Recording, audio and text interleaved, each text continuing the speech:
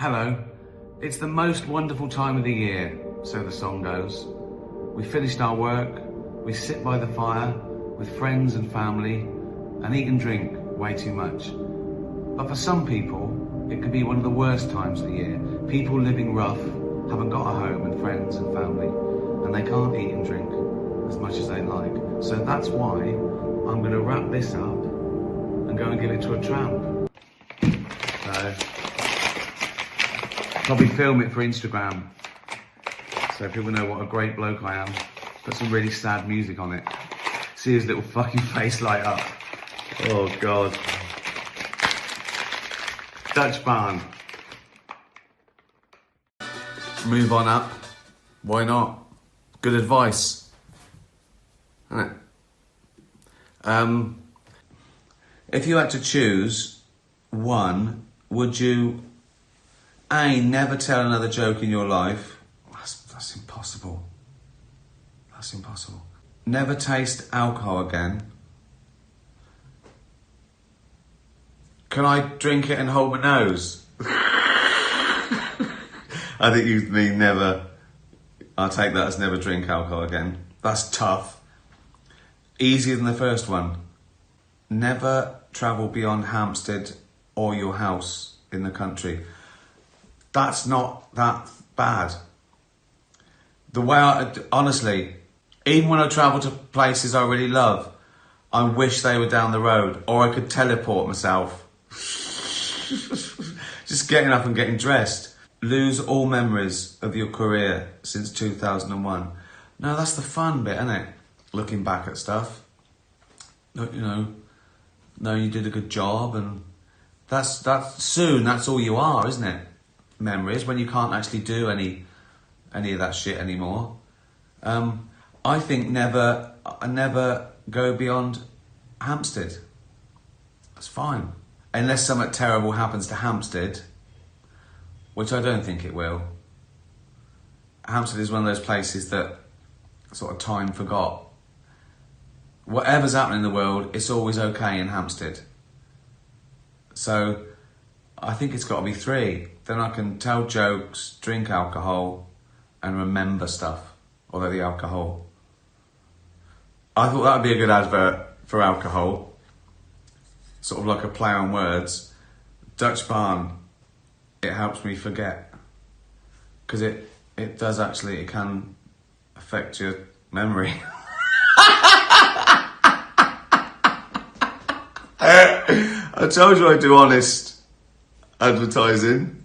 Just me sat in a bin like that. I drink vodka because it helps me forget. What?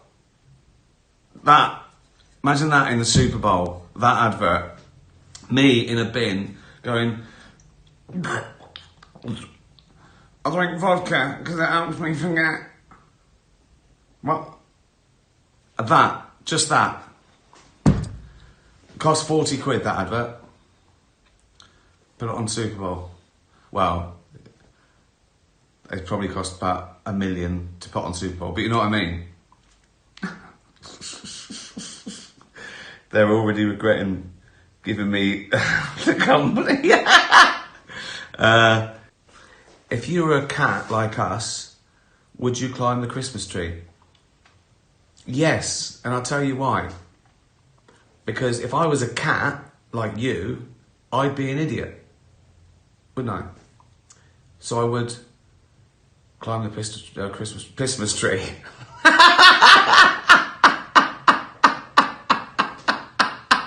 Merry Christmas. That's not bad, is it? I'll do that. Drink Dutch barn. Merry Christmas. There's an advert. Another one. It's that easy. That easy.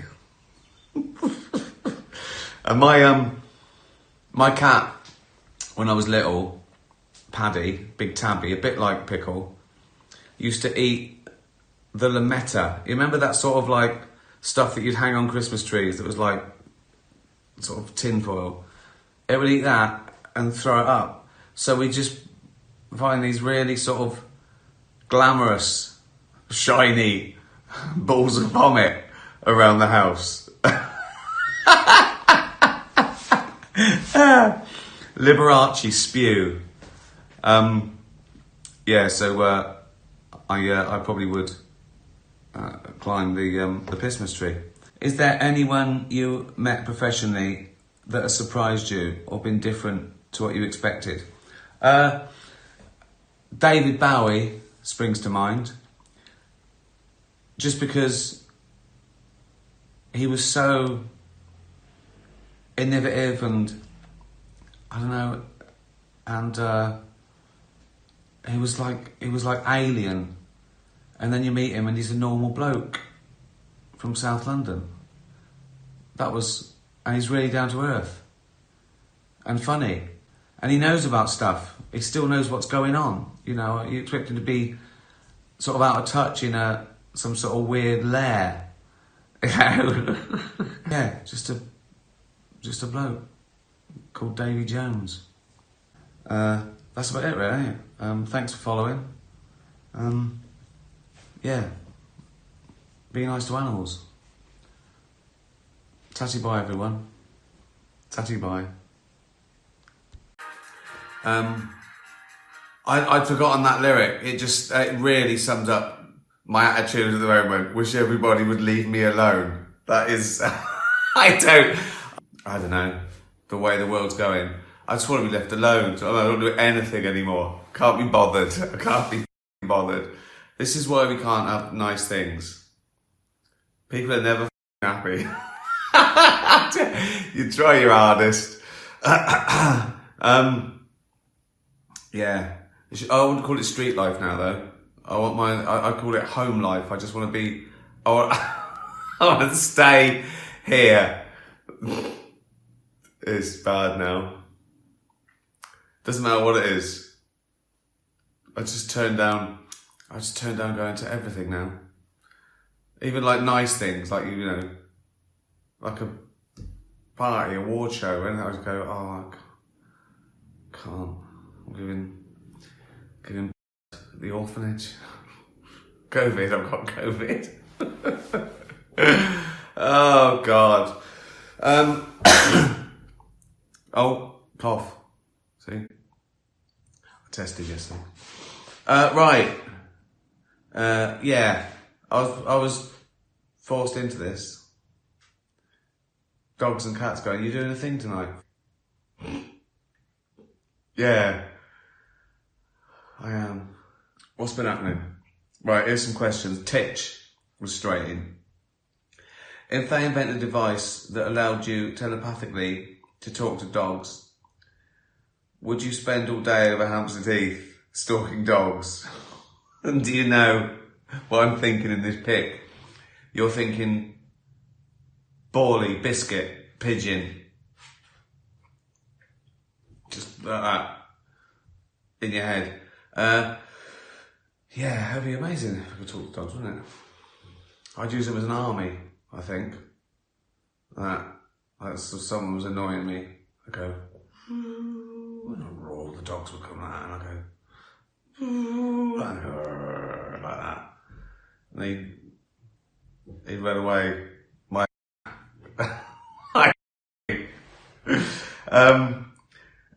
Christine, what 3 things in your life bring you the most happiness? Well, I assume you don't mean friends, family, you know, spouses and all that. That would be obvious, wouldn't it? That would use them all up, wouldn't it? So apart from that, take that as a given. Work. I like doing the work. Even though I know people who complain, I still enjoy doing that. I enjoy coming up with stuff, and I go, oh, this will annoy people. So I enjoy the work, or the creativity, I should say.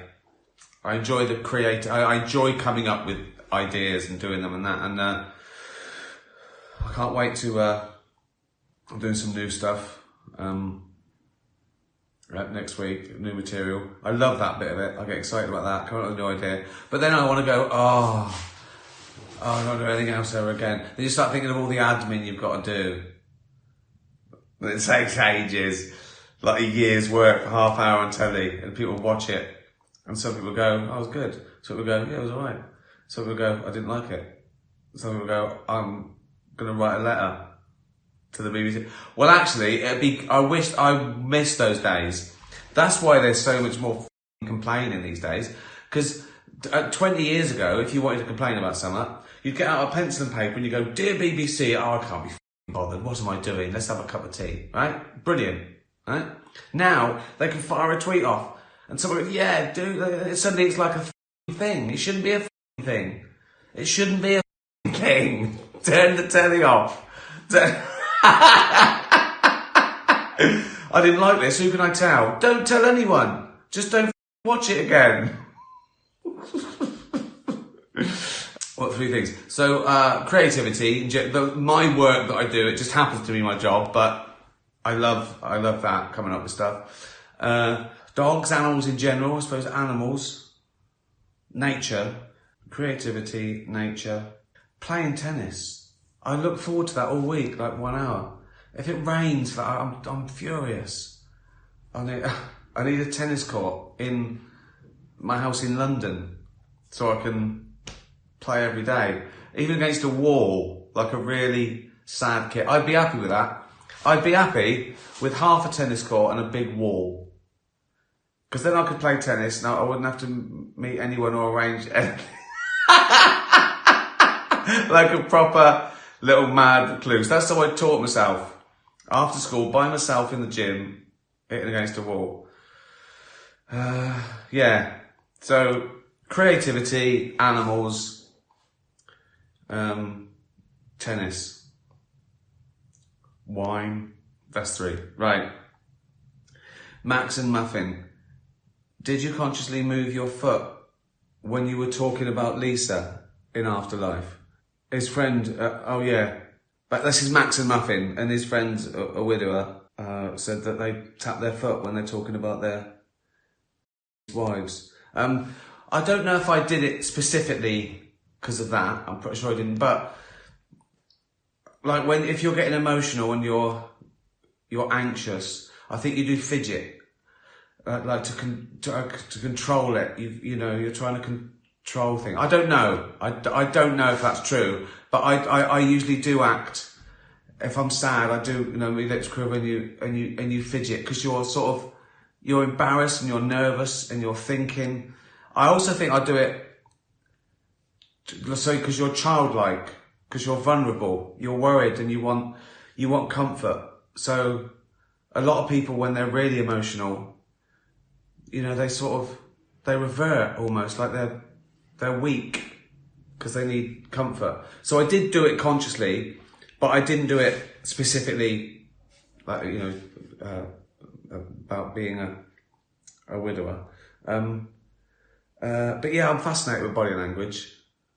I think it's not done enough in acting. They just say the words, but, and put teardrops in. But I just think it's more than that. It's like, there's a lot goes on. Like, so much is non-verbal and tells and give things away that you're really thinking and not what you're actually saying. So I'm fascinated with the psychology of body language, yeah. And that's very nice that people have noticed. Gunnar, what are the necessary components for defining consciousness? The necessary components for defining it? Well, words. I have to use words. Well, it is a tricky one. I still don't think people quite understand what consciousness... A definition of consciousness, in layman's terms, and I don't say that like I'm not a layman, I am a layman. Although what people don't realise is, right, because I talk to cats and dogs, and I say stupid, and I look like a bag of shit as well, right? And I've got a stupid Reading accent, and I look thick and old and drunk, right? Right? They don't realise that I have got an honours degree from a top university in philosophy, okay? And discussion of consciousness was one of the first things I remember when I did my degree, discussing Descartes. Now Descartes, little French fella, and he was pondering. This is probably the single most famous phrase in philosophical circles. I'm sure you've heard of it. Cogito ergo sum. It means I think, therefore I am. And where it comes from was Descartes was going, how do I know this is real? How do I know I'm even alive? What if this is like like a dream? None of this is real. I'm not really here. And he went through all that. Well, it could be a dream. But then he went, oh, but hold on. Even if it's not real, but I'm dreaming it, I must be alive to have these thoughts. I think, therefore I am. I'm thinking, therefore I must exist. And consciousness is an individual's awareness of oneself in the world. That's all it is, really. It's the fact that we're feeling thoughts, we're feeling we're alive. Maybe it's not even a self-awareness, because I assume there are loads of examples of animals that are conscious, but they're not thinking, oh, I'm a nice little frog. But to explain it in any terms, it must be the awareness of that even if you can't put it into language, it's the awareness of being, I'd say. There's probably philosophers out there and neuroscientists and psychologists going, you don't know what you're talking about, Gervais. Well, that may be so, but at least I'm saying it like I know what I'm talking about, and that is all that matters these days. People are so confident they've got a good point or an original thought. The worst thing at the moment is this myth that all new ideas are good. It's just not true. There's people go, oh yeah, come on, it's a new idea. Get with the program. This is the future. No. Loads of ideas.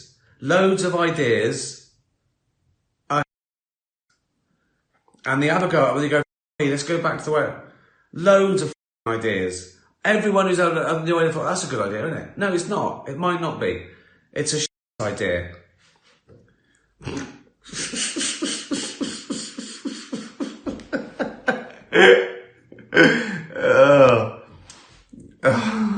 I bet loads of people, like years ago, were going, oh, get with the program, Grandad. Communism's a brilliant idea. No, it's not. Same with fascism. No, they were new ideas once, weren't they? Fascism, communism, they're all new ideas. Brilliant. No, they're not all new ideas. Not all progress is good. Sometimes you go, what are we doing? Why do we do this? It's bollocks.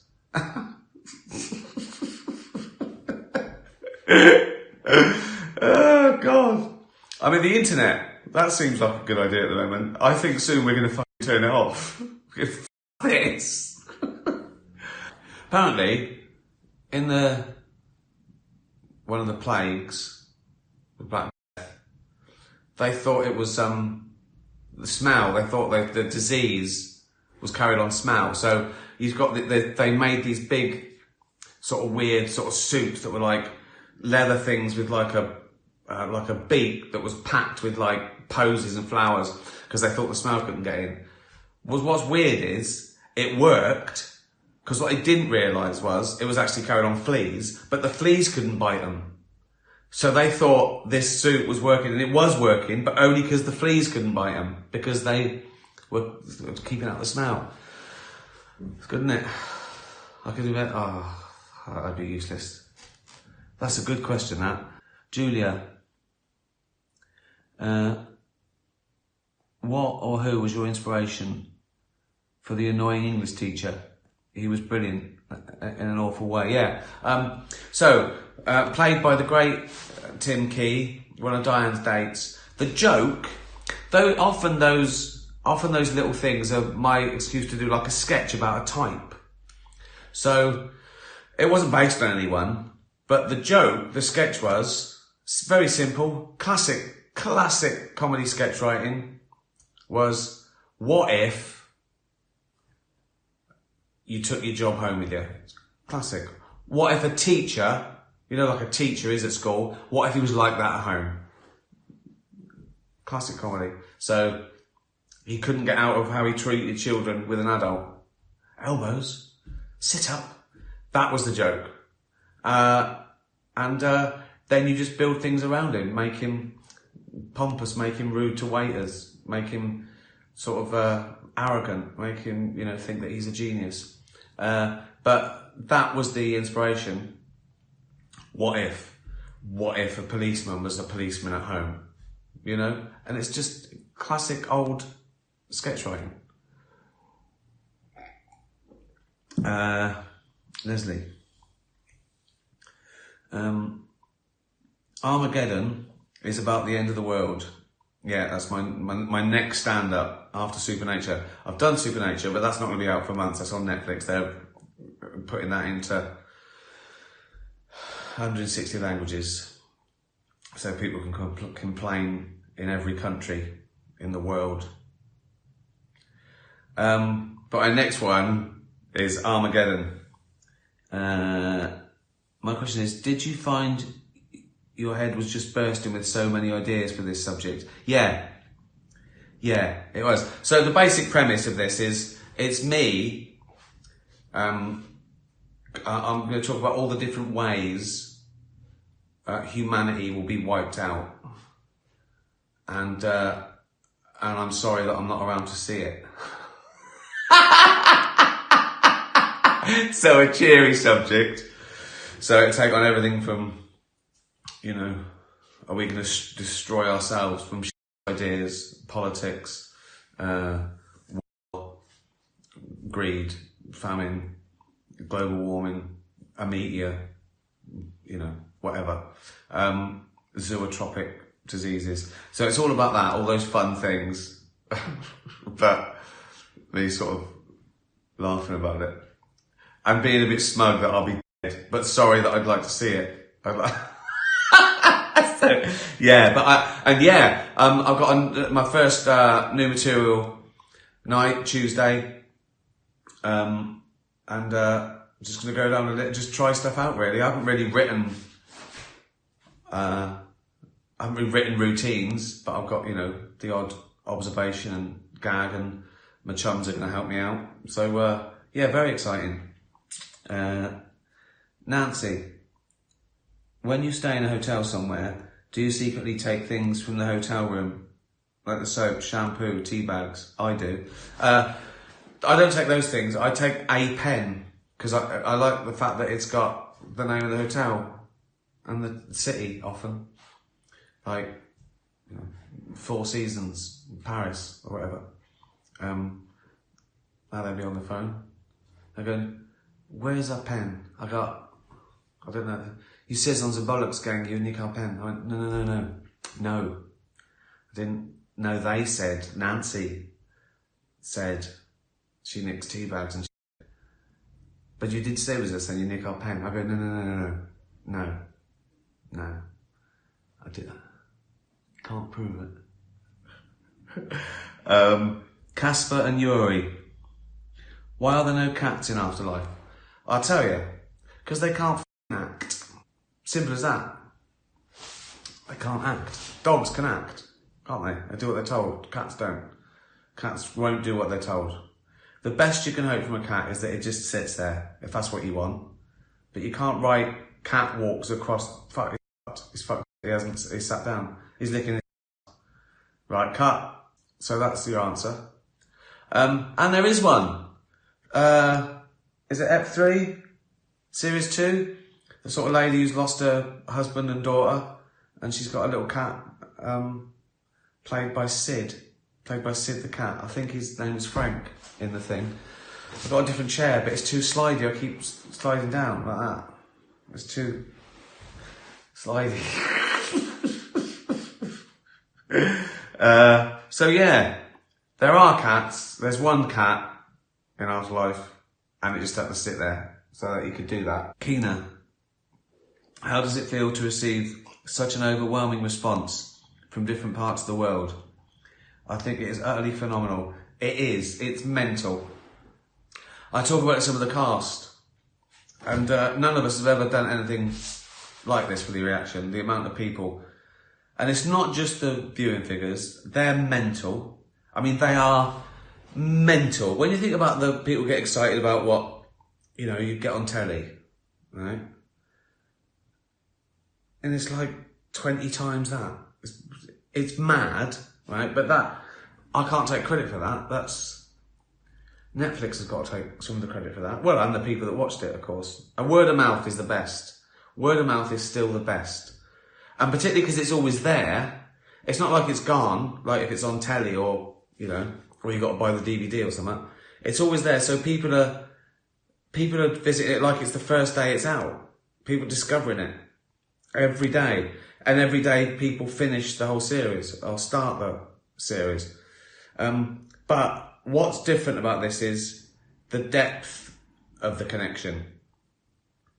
Obviously, people like the jokes and, they like all the comedy characters like Brian and Ratty and all that. But I'd say 9 out of 10 compliments are people saying, they cried or they connected with the character or something. And the best thing about it is, because it's had hundreds of millions of views, right? Some people don't even know the other stuff I've done. Some people are sort of coming of age. They weren't born when The Office was out. So they're going, I didn't... Or some people are going, I hated The Office, but I love this. And then they go back and watch Derek that they didn't watch because they didn't like The Office or something. So it's just constant. It's a constant stream of people discovering it or me or Netflix.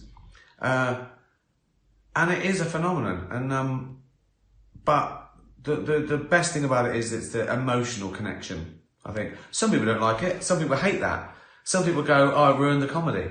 But everyone's different. Of course they do.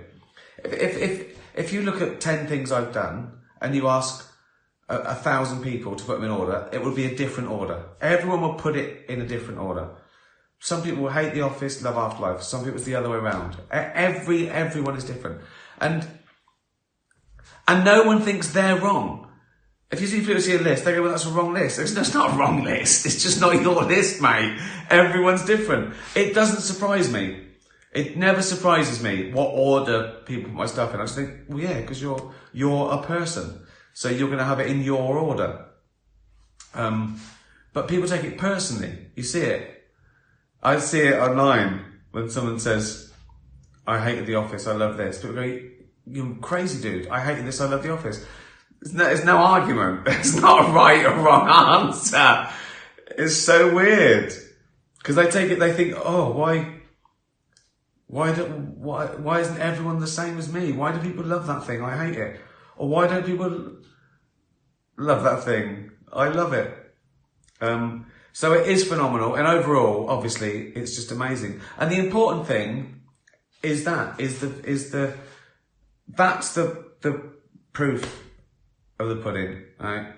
I see these things that a few people rave about and no one watches them because it's sort of like there's a snobbery.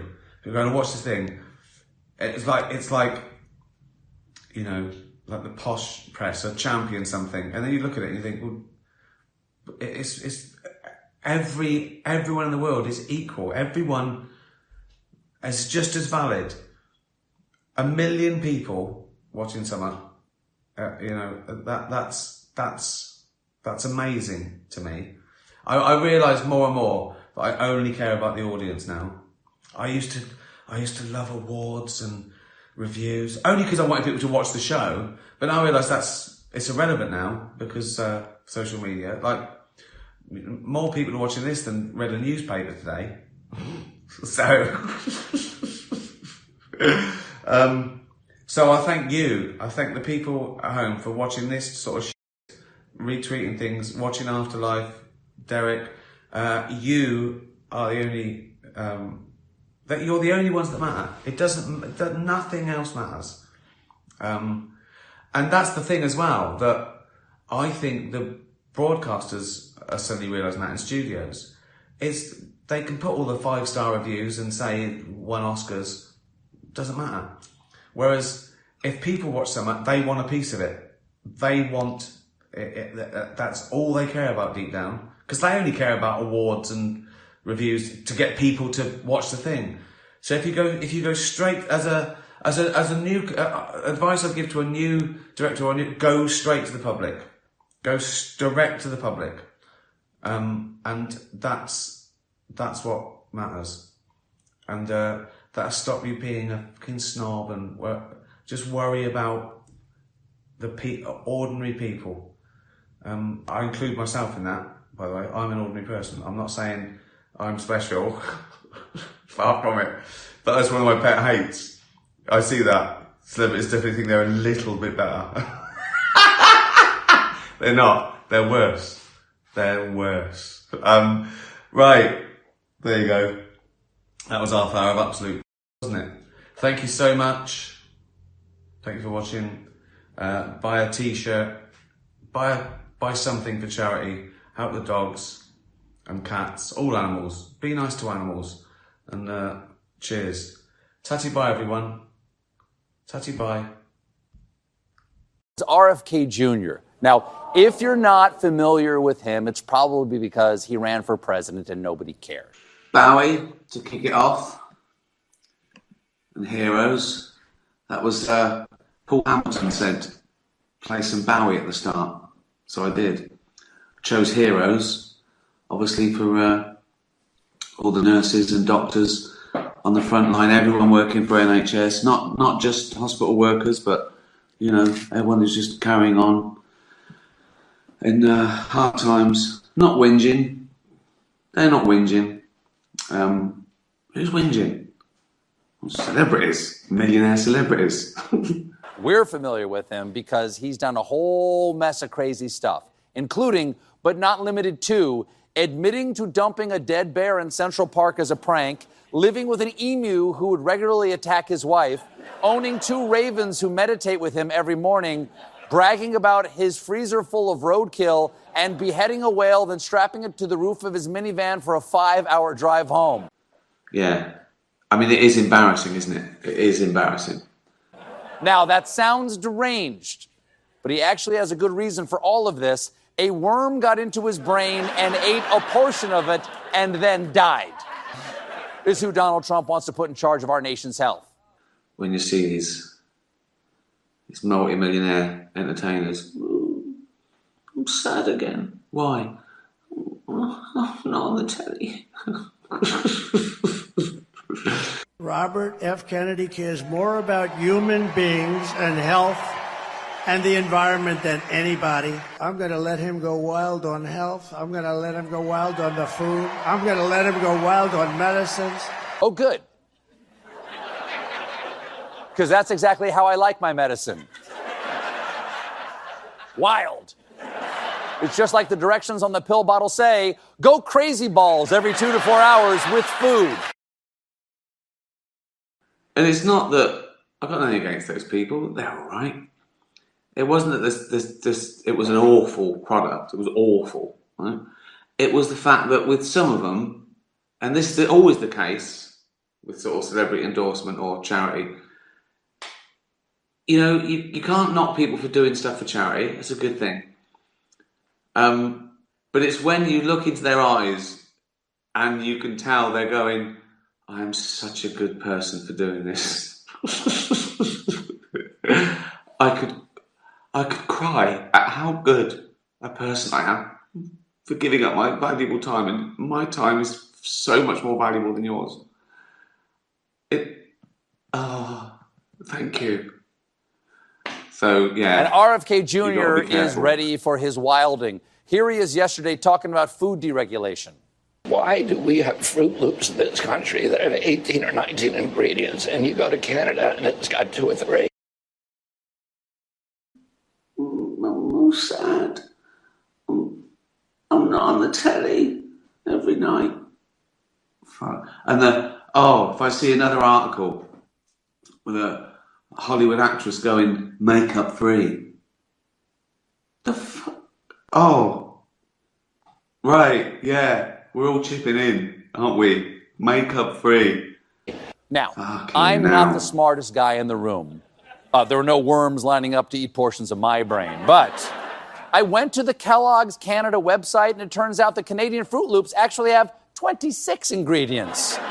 And that doesn't even count the gravy, which Canadians use to make fruitine. Oh, God. Oh, but some millionaire celebrities are a bit fed up. Fucking hell. Anyway. Cheers, everyone. Fucking hell. So first question is, so why are you here? What's your objective? Well, to get our England back the way it was. How do we do that, and what is the England to you? England, to me, is Christianity. Just our English way of life. How do we get back to that, though? Well, getting rid of this government for a start. Are you happy if you have tax money to fund what's going on in other countries like Israel, Ukraine? I agree with Israel after October the 7th, yeah. I don't disagree with what they've done. But I do disagree with boat people coming over here and getting in front of our own people that are homeless, them getting put up in hotels. Yeah, I disagree with that entirely. Did you know that we send more tax money to Israel than we send to the asylum seekers? At least. But you know that causes immigrants to come over as well, because when we're bombing Palestine, we're helping Israel bomb Palestine. They could stop at the other countries, they're 10, 15 countries they come through, but I think they're on an easy ride over here, so they come here. What about Ukraine? Are you happy for your tax money to go over there as well? Yes, I think Ukraine have got to defend themselves, otherwise Putin will take over Russia. Yeah, take over, get back to the old USSR, yeah.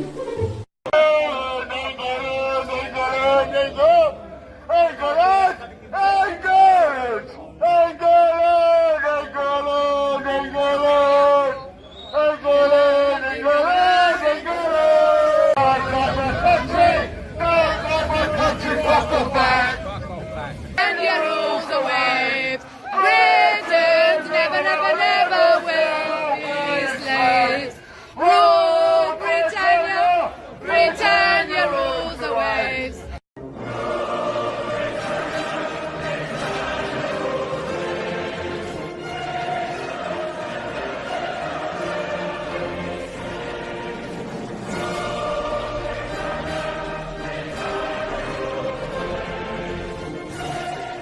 What are you? What do you believe in? Are you a Christian? Are you a Jew? What would you say? Do you believe in God? Yeah, I'm a Christian. You're a Christian? I'm a Christian, yeah. I've been pushed more. So I used to say that I didn't believe. My mum was a Catholic, brought up. But then as I've seen the attacks on Christianity, and I've also seen the decay in British society, and the fall of Britain has come from the fall of belief. We have since we've stopped believing, and what built Great Britain? Christianity. What built everything about us, everything about our nation that everyone wants to come to it and make it a success was built on Christianity. Since that's descended, since it's been coming under attack, since people have left it, it's left a void, and that void's being filled. And if we want to understand and remember who we are, as part of our identity, I say to some people, even if you don't believe in Christianity, you don't have to believe in Jesus. That's what built us as a nation. That must be protected. That's part of our identity. But when it comes to the Israel and Jew things, I think Qatar, if you look at Qatar spent nearly £750 million in funding Islamic organisations across Europe. Radical jihadist mindset. Qatar. I then, in 2009, like 5 years later, I set up the English Defence League. I set that up based on my own principles, which were anyone can join. We actually went on to have a Sikh division, a lesbian and gay division, a Jewish division, anyone that's affected by these problems, because I've grown up in a town where I don't care about other cultures. I don't care if you're gay. I don't care if you're straight. None of that bothers me. I'll tell you the truth. I was brought up a Catholic. I christened my kids a Catholic. I wish I didn't. I christened my kids a Catholic for my mum. My mum's a devout Catholic. I'm not. I was brought up Christian, born into a Christianity, like most people are born into their religion, I guess. Always assumed always assumed there was a God and a Santa. I think I stopped believing in God the same year I stopped believing in Santa, but I think God beat Santa to it. Although I kept quiet about Santa for longer, because I thought, I know it's from Mum and Dad, but if I expose that, do I stop getting presents? So I get quiet for a little while. You're surrounded by it. And as I said, I don't think my mum was particularly religious, but as I've said before, as a working class woman, Jesus is like an unpaid babysitter. It just helps her bring up, so they think, if I'm not watching you, Jesus is. It's that sort of thing. It's to curb bad behaviour. It's to instill morality. Again, so they think, because traditionally, religion is associated with morality and good behaviour. Obviously, we know that's a random relationship. There's absolutely no relationship to good behaviour to any religion versus any other religion or lack of religion. You're either a moral person or you're not. And no religion owns or invented morality. I've read the Bible. Obviously, as a Christian kid, 5 to 8, you read the New Testament. But I was fascinated with the Old Testament as well. The bits they know have changed. Obviously, that wasn't Christian when it was written. Obviously, Abrahamic. It was. I mean, if you also, I've got no problem with spirituality. I've got no problem with people believing, there's a God, or they go to heaven, or praying, and fine, it doesn't affect me. Religion's something different, isn't it? Religion's something different. Religion is like, it politicizes it. It's like religion came along and went, oh, you believe in that God, do you? Well, it'd be better if you believed in this God, because this God does things that I like. So do that, do this ones. And then you go, okay, I believe in your God. Right, okay, well, then religion went, well, I know God, and he wants you to give me some money, and then you will go to heaven. That's religion.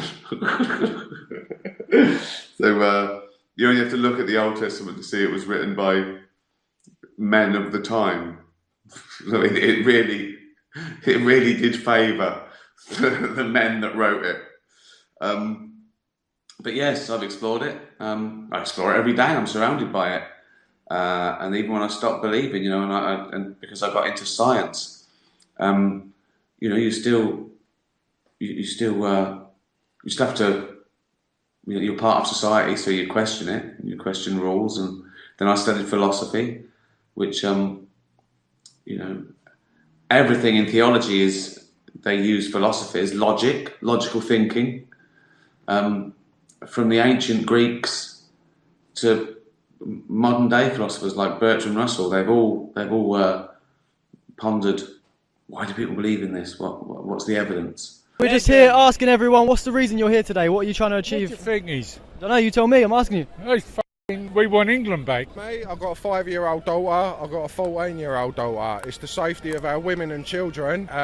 Their beliefs are totally wrong due to, obviously what we believe in. This is a Christian country. Yeah, we look after everyone. Come over the right way, we ain't got a problem with that. It's not about the colour of your skin. We keep getting classed as racist. We're not far right. We're just worried about our women and children. Tempers are flaring now because we're paying for this and they're kicking off moaning saying we've only got 2 controllers for our PlayStation. I work 5 days a week, yeah, the government take near enough half my money, and it's not fair. So basically, you're sick of your tax money funding asylum seekers and all that. On the wrong thing. Look at our NHS. Our NHS is crumbling. It was never designed for the infrastructure of how many people we've allowed to the UK. Are you happy for your tax money to fund a genocide in Gaza, though, like funding Israel? Because we send a lot more. It. That's another thing. They're not getting it. The governments are taking it. Who's not getting it? All the governments. All this aid that we send out.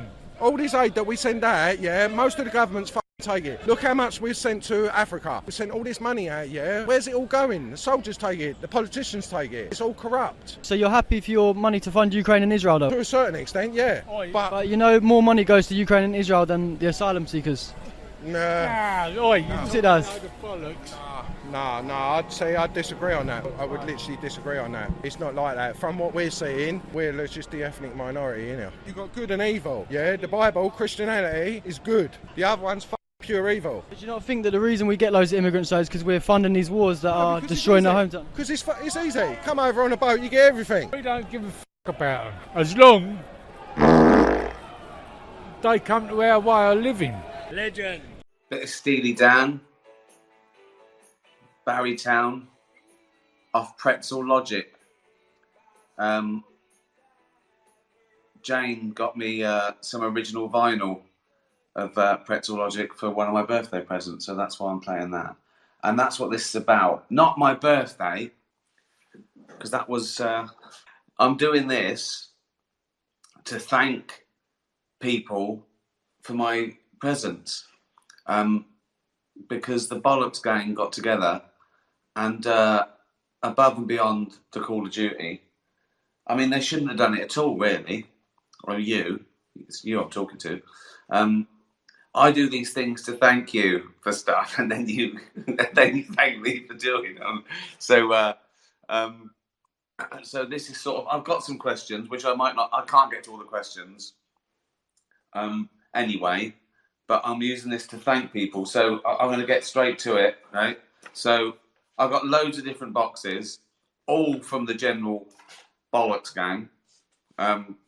Anyone just tuning in for the first time, what's the Bollocks gang, right? It's you lot. It's if you listen to this shit, you are one of the Bollocks gang. Happy birthday, you miserable little... So it's from the usual suspects: Bella, Freya, Gunnar, and Andy, Joey, Leopold and Loveday, Leslie, Mark, Ollie Pickle Fan Club, Ollie Afterlife, the old laughing lady, Otis the Parrot, Scarlett, Selena, Susie, Titch, Bestest, Vampire Squirrel, Welsh Felix. I mean, I'm going to be saying those names a lot today, but... And in that particular hall was a lovely book of languages, a collapsible bucket, because I'm going to end up in a bucket, obviously, and some lovely chill-out aromatherapy stuff. I think that's to stop me using bubble bath, which is brilliant. I've got some lovely... vegan chocolates from melon, toffee and fudge. I would have eaten those immediately, but I was saving them to show you, to thank you. So, I'm going to forget some people. Oh, what's the big cards? Hold on. Oh, God. Right. Well, that wasn't the big card. I think that's Mal Toffee fudge. And the humans, Amy and Michael.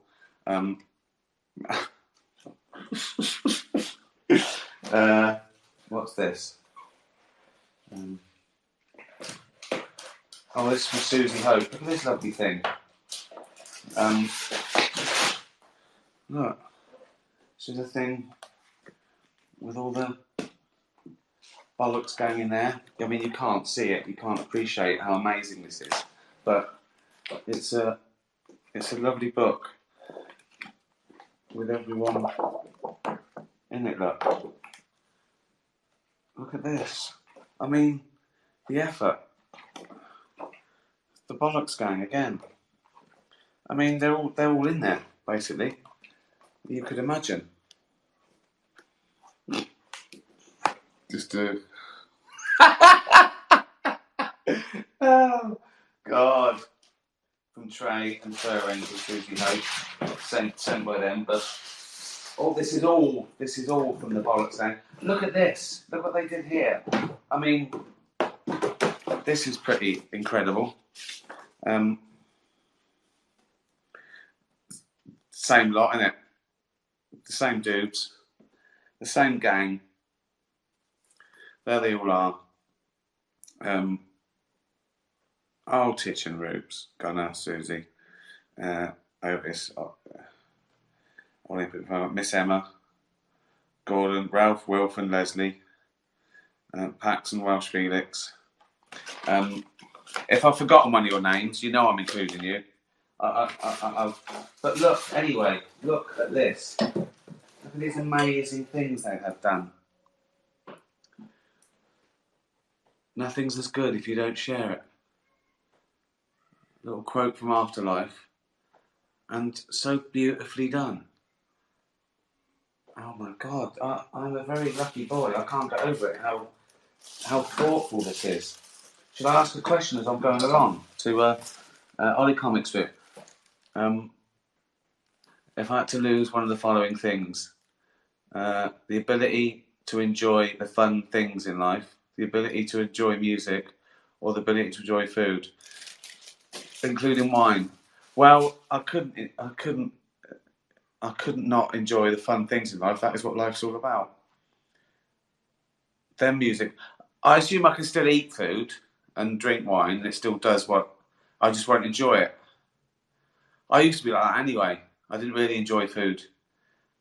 Till I was like 18, till I was in my 20s, I thought food was just giving you fuel for going out and having fun. So I'd do that. I'd lose the ability to enjoy food because I could still enjoy everything else in life.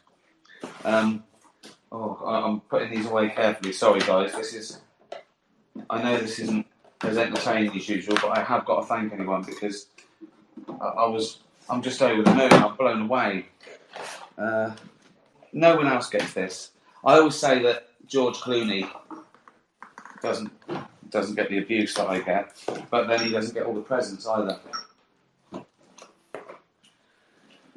Right. Oh, and this is lovely as well. Again, I should have organised this. But, just from Leopold and Loveday, and obviously all the gang, and a couple of things from the guy who the Waltons was based on, and so it's great that you've remembered all the things that I've ever talked about and said. What else is in there? Something from my bunion, a bunion sleeve, some vitamin D, some orthopedic things. So good.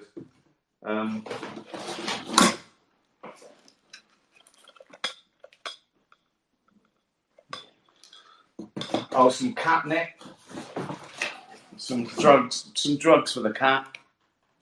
I've kept them away from her, but she knows something's going on because she kept sniffing around the box all the time. Book Charlotte's Web, some shot glasses from Walton's Mountain. I'm sure I've forgotten something, but it's just amazing. So thank you to everyone, the whole Bollocks gang. I hope I've mentioned everyone's name once. And also got some balloons as well from Mel Toffee and Fudge. So I'll ask some questions so we don't run out of time, shall I? Titch, did we really land on the moon? Why haven't we been back since? Because right, yes, we did. We landed on the moon. Why would they lie? Why would they fake that, Titch? Well, weren't they just, if they were going to fake it, say we landed on Mars? We landed on the moon. I'm pretty sure of that. Why did we go back? Nothing there. Nothing there. That's my answer. Gunnar, you and David Bowie in Extras is such a momentous moment for TV. Looking back at your career, what accomplishment do you think? Do you still not believe you were part of? Well, that is up there, isn't it? Writing a song with your hero. getting asked to write The Simpsons, getting asked to do the Golden Globes. I think that might be it. I still think that might be it, though. Writing a song with David Bowie. Yeah. Surreal, isn't it? And then a star on the Hollywood Walk of Fame. That's mental. That's mad, isn't it? That's the... Yeah. First one to get that was Dean Martin. They must be running out of people. So we started with Dean Martin. Right, this year's... There's no one left. Well, what about that fat bloke? Yeah, okay. Good one to him. Bella, I've been off my stick game recently, and I failed to find any really good ones worthy of being carried home. We know you like a good stick, so do you have any really good tips for finding really good sticks? Well, I mean, you've got to be on the lookout. And what I'd say is, don't just look at the stick as it is, look at the potential of the stick. So you might see a stick and go, oh, it's too big. Cut it in half, right? You'll go, oh, it's destroyed this and there's too much bark on it. Take the bark off, okay? So look at the potential, look within the stick. Like, when Michelangelo saw a big lump of rock, he didn't go, that's boring, a big lump of rock. He saw David, didn't he? He thought, oh, I can make that into a man. Tiny little... That was his first thought, I think. He thought, well, look at this big rock. What are you doing? Making a man. Oh, right. What sort of man? Just a handsome man. A tiny little... Right? Okay. Michael, Mr. Michelangelo, have you got a little... No. No. I'm just... This man... So look at the potential of the stick, Bella. Joey, I'm 9, so in human years, I'm not far off 60. Who do you think looks best for their age? So there's a beautiful picture of Joey and a bath pic of me, right? So I know what he's done there. He's tried to suggest that he looks better, but he's not in the bath. So I don't think he'd look his best if he was in the bath. I saw Ollie fall in the bath once, right? When she was a little kitten, I was in the bath, and she got up to have a look and slipped, and it was like a fucking cartoon. She slipped in the water and went like that, and she was out.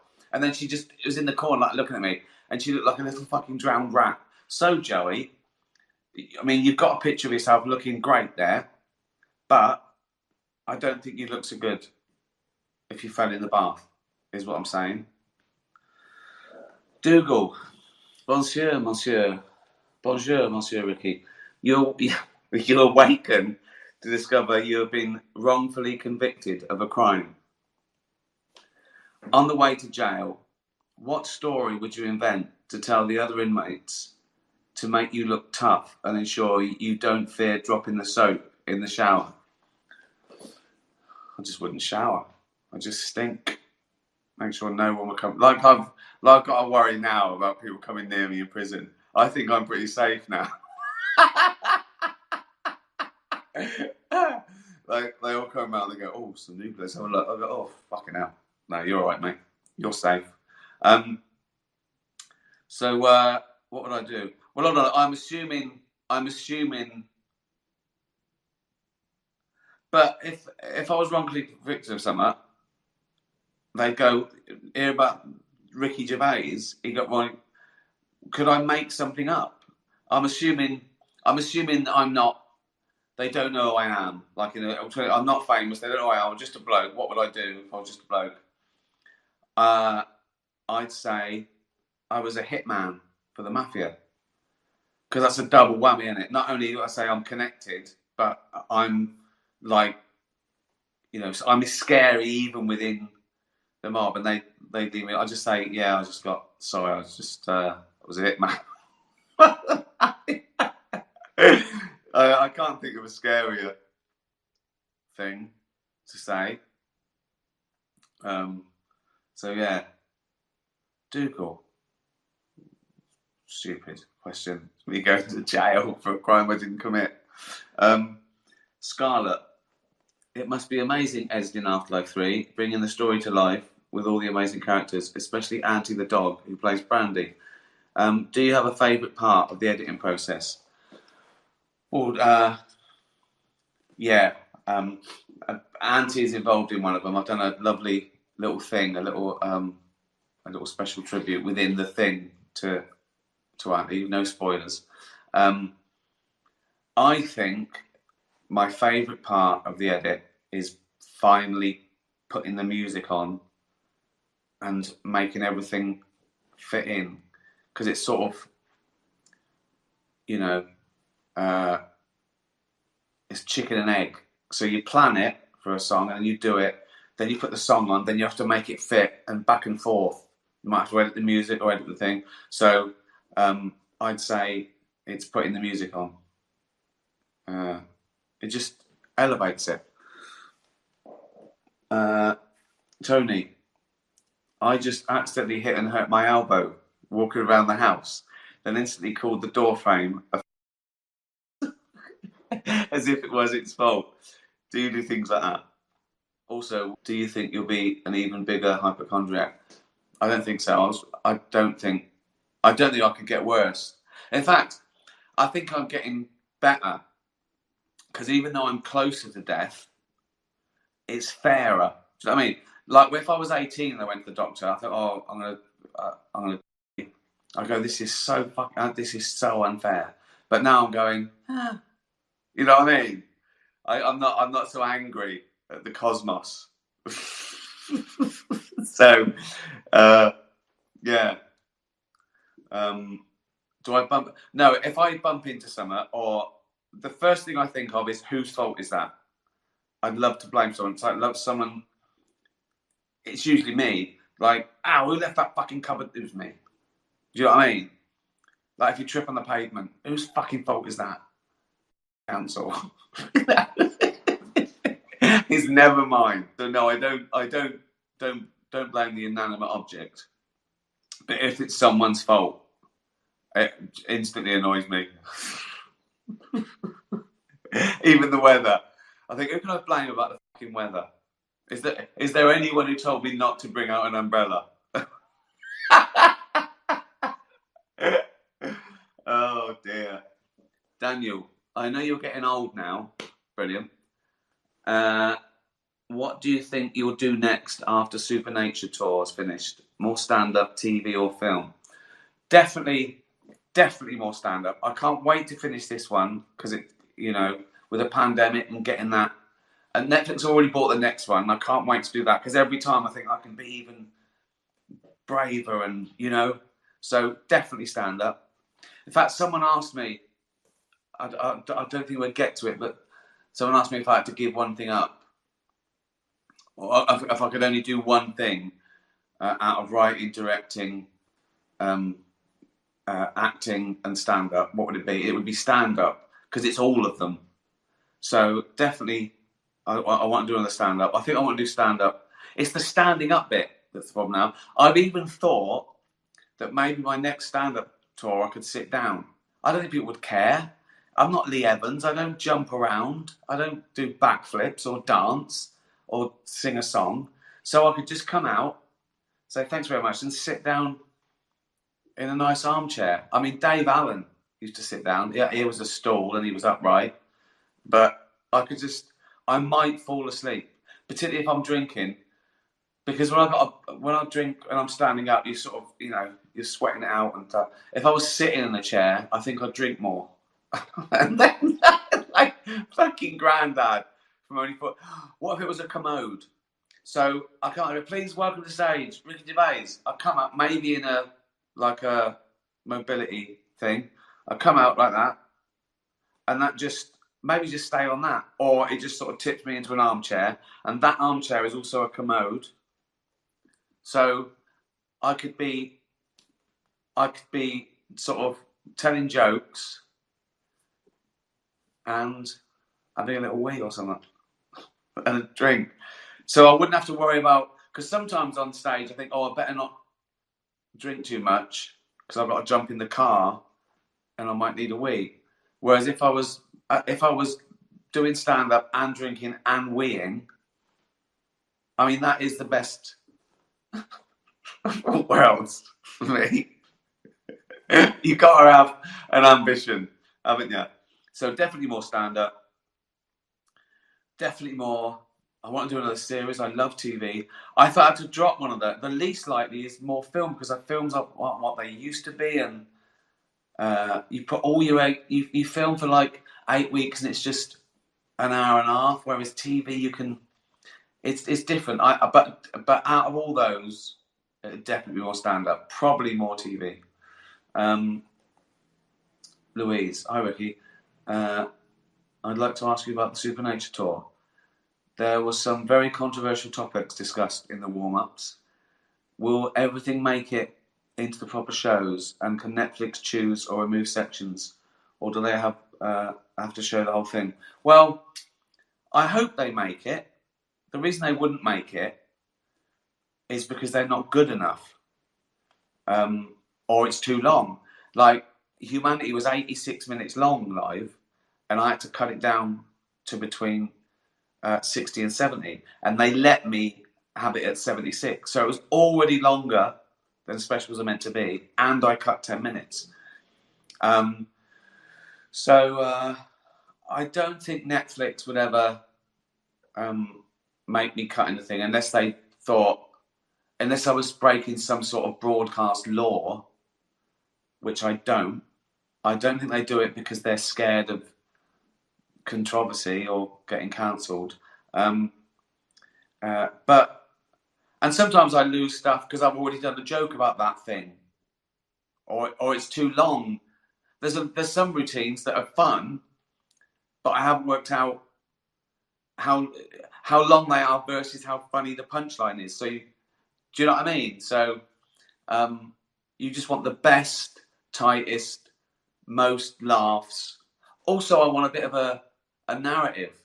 I don't just want a string of the funniest bits, because I want people to go away with, oh, that whole hour felt like something. Do you know what I mean? You want it to be more than the sum of its parts. So all those things determine how long it is, what goes and what stays. But Netflix have never told me, they've never said you've got to take that joke out because it's too dangerous or whatever. That's never happened. But I'll take so if it's not. It's just if it doesn't feel right. Bird on a mission. I hope you had a fantastic birthday. My question is, are we born with empathy, or do we learn it from our parents, peers? And why do some people have none? Could it be an abnormality in the brain? Well, I think it is, because I think there's some fetal development. Like if the mother's like an alcoholic or a drug addict, it can affect the development of the kid's brain, and they can be born without sort of empathy. So it's definitely neurological as well. Having said that, everything being equal, and we're all born the same, you certainly learn kindness as well, or the opposite. So I think it's a bit of both. But I'll ask Sam Harris that on my next phone call. Bird on a mission. Oh no, that was Bird on a mission. This is Leopold and Loveday. Why does the way we perceive time change as we age, and the way we experience the passage of time? Is it the same for animals? No, I don't think animals think I've only got a couple of years left like we do. Well, I suppose time is relative. Time is relative, isn't it? If you're doing something you hate, pain that lasts for a couple of seconds feels like fucking hell ages, and doing something you enjoy is over in no time at all, isn't it? I suppose also Like now, well, we're everyone, but wherever you are in life, each day is a higher percentage of the rest of your life that you've got left, isn't it? Soon, one day, that day is going to be 100% of what I've got left. And working backwards. And we don't know what that is. We don't know what percentage we've got left. So, we better enjoy it and be kind to each other, like you lot are to me. What a very lucky boy I am. Well, I hope I've mentioned everyone at least once. I think I've shown the majority of all the gifts. I've answered most of the questions from the gang. Thanks again. It was, I think, the best birthday ever. Don't do it again, though. That was for my 60th. Don't spend your money on me anymore. You can spend it on things like this, for example, where all the proceeds of this book, and it's brilliant, go to All Dogs Matter. And this book, I think, is brilliant. It's the questions that Bella asked me, and I answered over the time here. There's a little pickle. Ollie's in there, and look, there's me and Bella collecting sticks. I'm going to be horrified if I've forgotten someone, but you know I'm thinking of you, whoever you are. If your name wasn't called out on any of these things, you know, I have seen your name, and I really appreciate it. So, especially whoever called me a miserable. Thanks, gang. What a joy. So, yeah, thanks for following. Buy question time. Buy a little Ricky bag from All Dogs Matter. Be nice to animals. Tatty bye, everyone. Tatty bye.